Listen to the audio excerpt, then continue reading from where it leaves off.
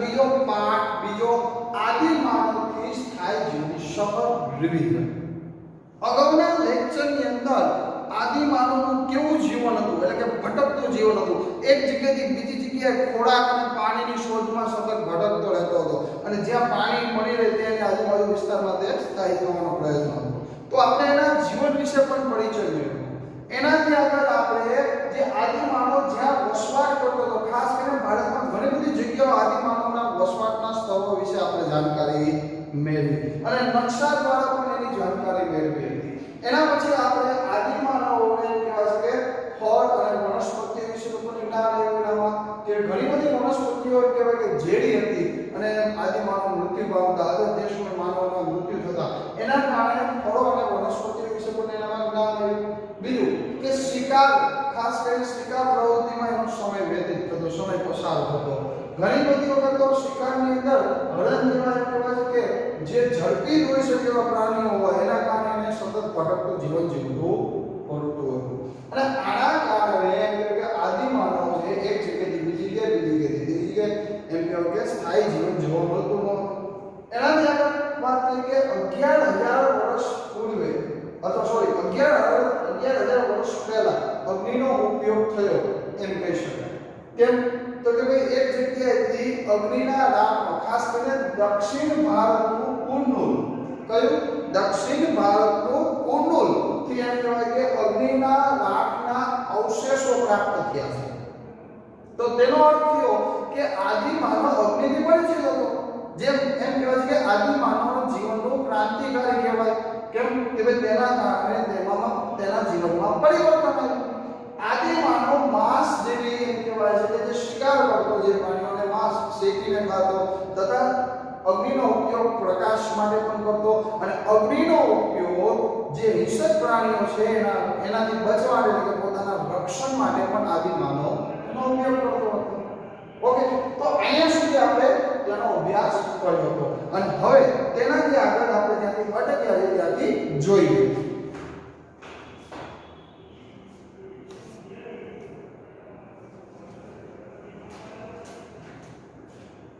બદલાતું જીવન, બદલાતું જીવન. ઓકે, સોરી પર્યાવરણ.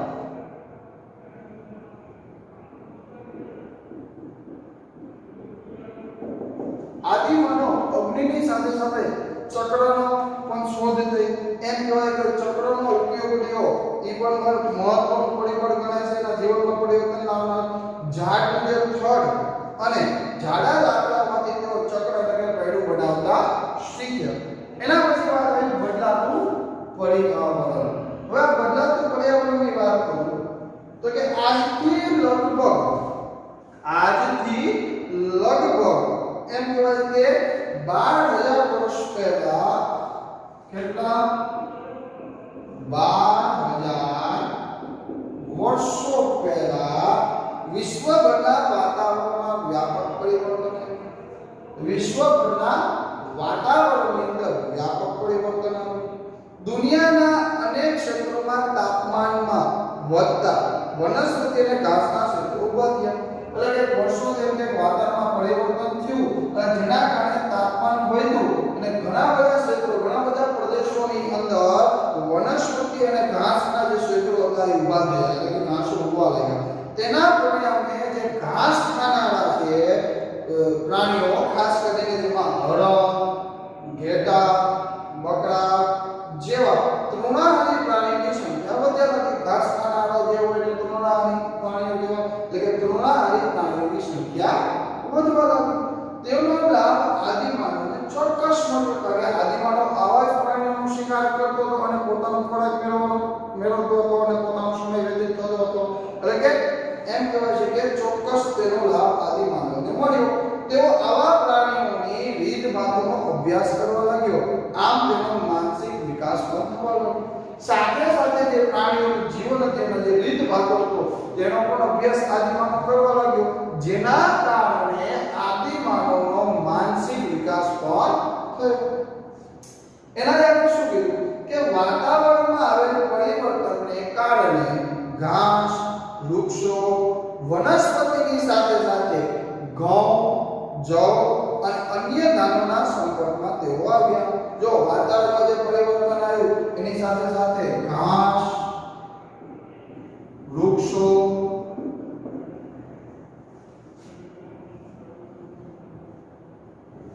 વનસ્પતિ સાથે ઘઉં, જવ અને અન્ય જે ધાનો છે એના સંપર્કમાં પણ તેઓ આવે. પથ્થર ઉપયોગથી સ્ત્રી પુરુષો અને બાળકો અનાજના દાણા એકત્રિત કરતા. પથ્થરનો ઉપયોગ કરીને શું કરતા? સ્ત્રી પુરુષો શું કરે?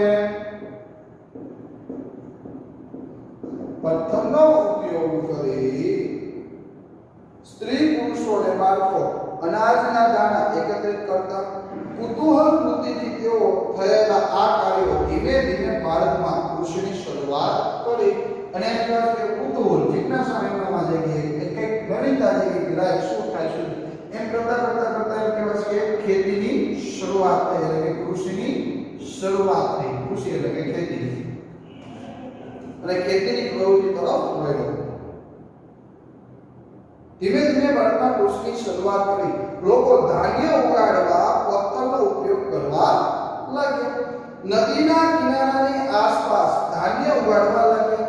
એટલે કે નદીનો જે કિનારો એની આજુબાજુનો જે હોય વિસ્તાર, ખાસ કરીને જે પાણી વિસ્તાર હોય એની આજુબાજુ જે નદીનો સ્વાભાવિક વાત છે ત્યાં જમીનની અંદર પાણીનું પ્રમાણ વિશેષ હોય તો જે ખેતી માટે અનુકૂળ પડે એટલે કે એની આજુબાજુના વિસ્તારમાં તે પાક એટલે કે ધાન્ય એટલે કે ઉગાડવા માટે પાકની શરૂઆતે પાક વાવવા માટે અને ધાન્ય ઉગાડવાનો પથ્થરનો ઉપયોગ કરવા લાગ્યા. અને સાથે સાથે પાક એટલે કે ખેતી કરવામાં પથ્થરનો પણ ઉપયોગ કરવા લાગ્યા.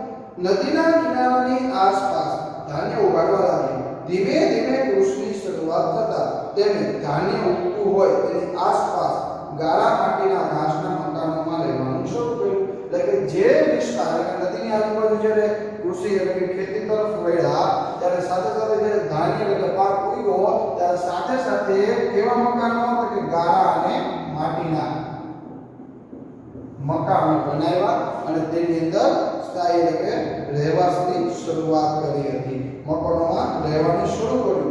ક્રમશઃ તેમના ભટકતા જીવનનો અંત આવ્યો અને સ્થાયી જીવનની શરૂઆત થઈ તેમ મનાય છે. તેમના સ્થાયી જીવનનો પ્રથમ સાથીદાર કે મિત્ર કોઈ હોય તો એ કૂતરો ગણાતો. સાથીદાર કે મિત્ર કોણ ગણાતું? કૂતરો. ઓકે, એમ કહેવામાં આવે છે. તે સિવાય તેઓ ઘેટા બકરા અને ગાય ભેંસ ઊંટ જેવા પશુઓથી પણ પરિચિત હતા. તેઓ ઘેટા બકરા અને ગાય ભેંસ અને ઊંટ જેવા પશુઓથી પણ પરિચિત હતા. ધીમે ધીમે તેમણે તેમની સાથે પણ સમાયોજન શરૂ કર્યું.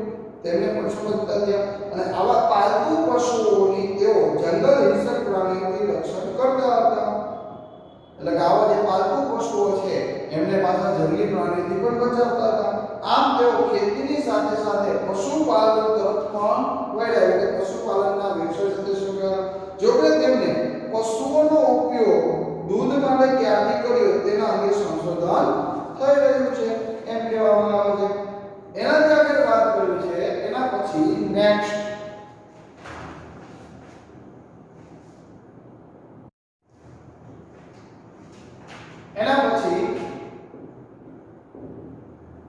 સ્થાયી જીવન.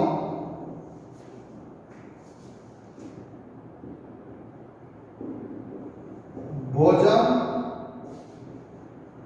રહેઠાણ અને પોષણ. સ્થાયી જીવન, ભોજન, રહેઠાણ અને પોષણ. કૃષિની શરૂઆતે અને પશુપાલન પ્રવૃત્તિએ આદિ માનવને ભટકતા જીવનમાંથી સ્થાયી જીવન તરફ પરિવર્તન કર્યું. જો કૃષિની શરૂઆત થઈ અને પશુપાલન પ્રવૃત્તિ આ બંને કારણે આદિ માનવ જે ભટકતું જીવન જીવતો હતો એમાંથી એ ધીમે ધીમે સ્થાયી જીવન તરફની પરિવર્તન થયું. આપણે જાણીએ છીએ કે કૃષિ માટેના સ્થળો છોડીને જઈ શકાતું નથી. એક સ્વાભાવિક વાત છે, તમે ક્યાંય કોઈ જમીનમાં પાક વાવ્યો હોય, પાક ઉગે, એ પાકને લણણી કરવાનો અનાજ ન મળે ત્યાં સુધી આપણે એ જગ્યાને છોડીને જઈ શકીએ નહીં. એટલે કે એક જગ્યાએથી એક માટે કૃષિ માટેના જે સ્થળોને છોડીને જઈ શકાતું નથી, કારણ કે પાકને ઉગતા થોડો સમય લાગે, ત્યારે પાણીની જરૂર પડે, ત્યારે પાણી પાવું પડે, પાકને તૈયાર થતા અનાજના છોડને કાપી તેમાંથી અનાજને અલગ કાઢવું પડે અનાજને, અને આ પ્રક્રિયામાં ભારતમાં સ્થાયી જીવનની શરૂઆત થઈ. અનાજનો સંગ્રહ કરવા માટે માટીના માટલા અને ઘડા વગેરે બનાવવાની પણ શરૂઆત થઈ. એટલે હવે અનાજ ઉગાડી તો પડી, પણ અનાજનો સંગ્રહ પણ કરવો પડે, અનાજને સાચવવું પડે ને, એટલા માટે એને શું કર્યું? માટીના માટલા અને કયો શબ્દ છે? ઘડા, આ બધાનો ઉપયોગ કરવા માંડ્યા. હવે ભટકતા જીવનનો અંત આવતા તેમના ખોરાક, પોશાક અને રહેઠાણમાં વ્યાપક પરિવર્તન થયું. ધીમે ધીમે સ્થાયી જીવન જીવતા થયા, કૃષિ ક્ષેત્ર સંકળાયા, કૃષિનો પણ વિકાસ થયો, અનાજ ખાતા થયા, એટલે સાથે સાથે એનામાં પરિવર્તન થયું. એનો જે ખોરાક, એનો પોશાક અને રહેઠાણમાં પણ વ્યાપક પરિવર્તન થયું. તેઓ ઘઉં, જવ અને પશુઓના માંસ ઉપરાંત માછલી અને તેમની વસાહતની આસપાસ જે ફળો પણ ખાતા, એટલે કે જ્યાં રહેતા તેની આજુબાજુ જે ફળો ઉગતા અથવા ફળો આવતા એ જે ઉગે એ પણ ખાતા, ત્યાં માછલીનો પણ ખોરાક તરીકે ઉપયોગ કરતા થયા.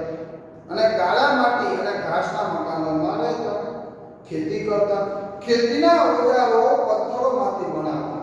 ખેતીમાં જ્યાં જરૂર પડે ઓજારોનો, એનો ઉપયોગ ઓજારો તરીકે શેમાંથી બનાવતા? તો કે પથ્થરોમાંથી એના ઓજારો બનાવવામાં આવતા, જેમાં ખાસ કરીને કયા કયા ઓજારો છે?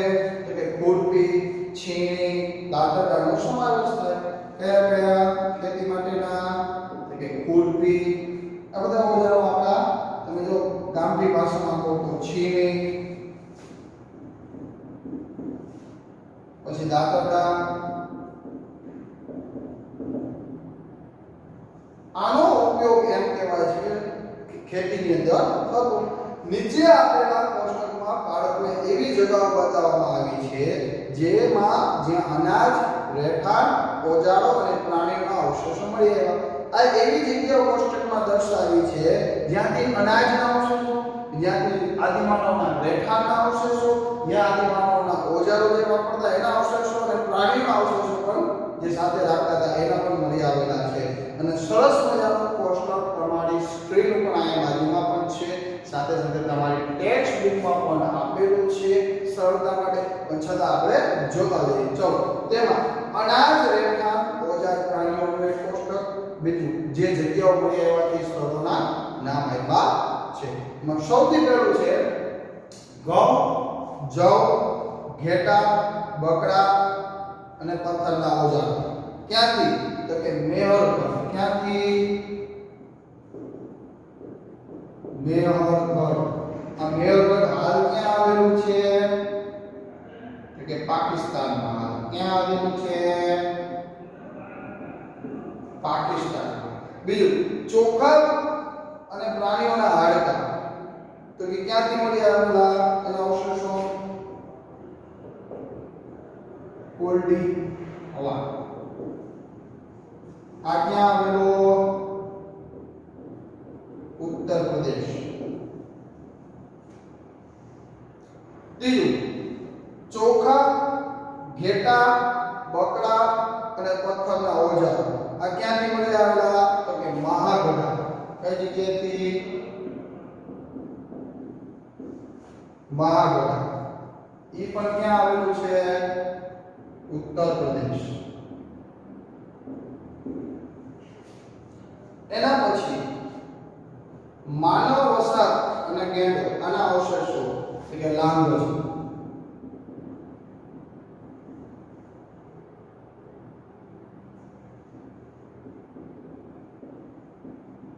ગુજરાત. આ ક્યાં આવેલું છે? ગુજરાત.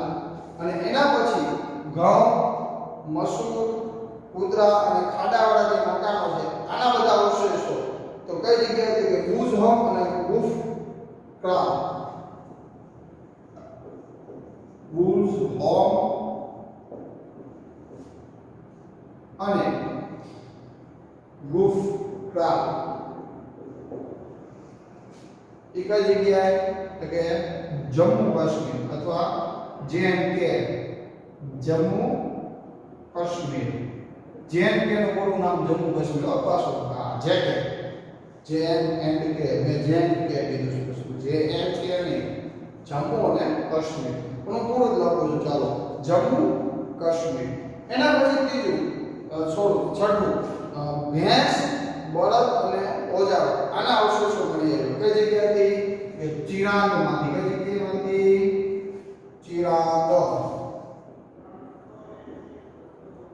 બિહાર કયો વિસ્તાર કયું રાજ્ય કે બિહાર આ એક કોષ્ટક દ્વારા આપણને જે અનાજ રહેઠાણ અને ઓજારના જે પ્રાણીઓના અવશેષો પ્રાપ્ત થયા છે તેની આ કોષ્ટક દ્વારા માહિતી આપવામાં આવેલી છે તમારી ટેક્સ્ટ બુકમાં પણ આ કોષ્ટક આપેલું છે સરળતા માટે અભ્યાસ ઓકે વજનની એકાદશીમાં આગળ વધીએ તો એમ કહેવાય છે કે પુરાતત્વ શાસ્ત્રીઓએ શોધેલા સ્થળોમાં ભુજોંગ રૂપકાલ હોરંગી મેહરગઢ લાંગોજ અને ભીમબેટકામાંથી આપણને માનવ વસાહતના અને તેમના પશુપાલનની માહિતી મળે છે ભીમબેટકાનું સરસ મજાનું પિક્ચર અગાઉના લેક્ચરમાં પણ મૂકેલું છે અગાઉના વિડીયો મધ્યપ્રદેશમાં આવ્યું આના પહેલાના લેક્ચરમાં તો એમાં તમે જોયું આપણે ત્યારે સમજાતા અને એમ કહેવાય છે કે માનવ વસાહત અને તેમની સાથે જે પશુપાલનનો જે વ્યવસાય હતા તેની માહિતી મળે છે મેહરગઢ હાલ પાકિસ્તાન અને ઇનામગાંવ જેવા સ્થળોથી તેમના ઘર અને ખેતીવાડીની માહિતી મળે છે મેહરગઢ અને ઇનામગાંવ કયું હું ચોખ્ખું જ લખું એટલે તમને આઈડિયા આવે ઇનામગાંવ આ મહારાષ્ટ્રમાં આવેલું છે ઇનામગાંવ જેવા સ્થળોથી તેમના ઘર અને ખેતીવાડીની માહિતી પણ મળે છે જેવો જવ અને બાજરી જેવા ધાન્ય ઉગાડતા કેવા જવ અને બાજરી જેવા ધાન્ય પાકો જે ઉગાડતા હતા મેહરગઢ અને ઇનામગાંવ જેવા સ્થળોએ પથ્થરના તીક્ષ્ણ ઓજારો પણ મળ્યા એટલે કે જે અણીદાર જે હથિયારો ઓજારો કહેવાય એ પથ્થરના તેના અવશેષો મળ્યા તેઓ મોટે ભાગે કે કૃષિ કાર્યમાં વપરાતા હશે સરસ મજાનું આયા મેહરગઢનું જે તે સમયની જે રચના હતી પિક્ચર અહીંયા એટલે ચિત્ર મૂકેલું છે તે પણ 4 નું વધુ સરળતાથી તમારી ટેક્સ્ટ બુકમાં પણ આપેલું છે તમે જોઈ શકો છો પ્રાચીન સમયમાં મેહરગઢ ભારતનું સૌથી પ્રાચીન ગામ ગણી શકાય પ્રાચીન સમયમાં કોને મેહરગઢ કોને કે મેહરગઢ જે પાકિસ્તાનમાં આવેલું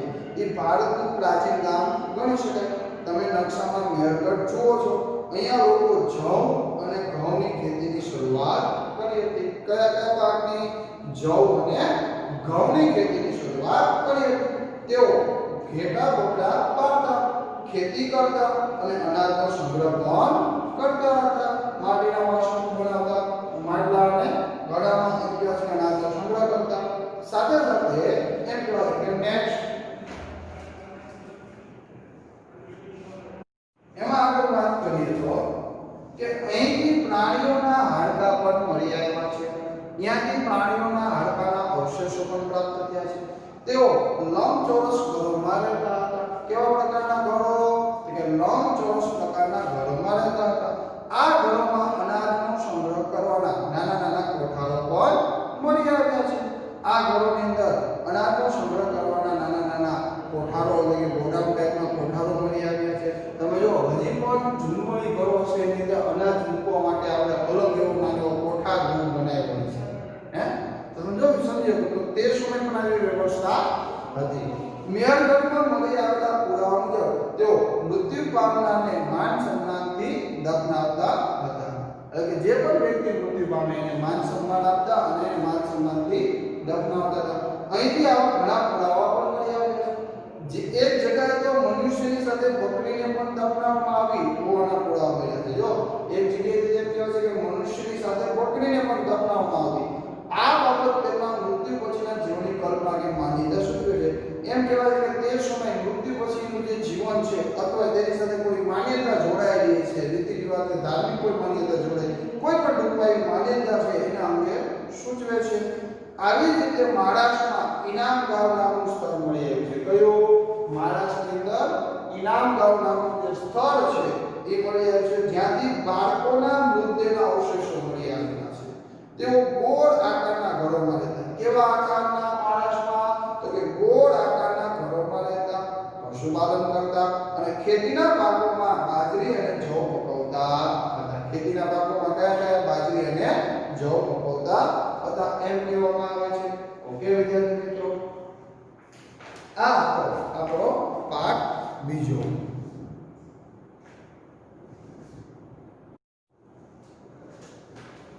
ઓકે, આજે આપણે સામાજિક વિજ્ઞાન ધોરણ 6 ની અંદર લેક્ચર બીજો પાઠ બીજો આદિ માનવથી સ્થાયી જીવનની સફર રિવિઝનમાં આપણે એમ કહેવાય છે કે આદિ માનવથી સ્થાયી જીવન સુધીનું જે માનવનું જીવન કેવી રીતે પરિવર્તન થયું આદિ માનવનું એના વિશે આજે આપણે અભ્યાસ કરીશું. હવે પછીના નેક્સ્ટ લેક્ચરની અંદર આને પછીનો જે પાઠ છે લેસન છે એના વિશે આપણે અભ્યાસ કરીશું. ત્યાં સુધી જય હિન્દ, વંદે માતરમ.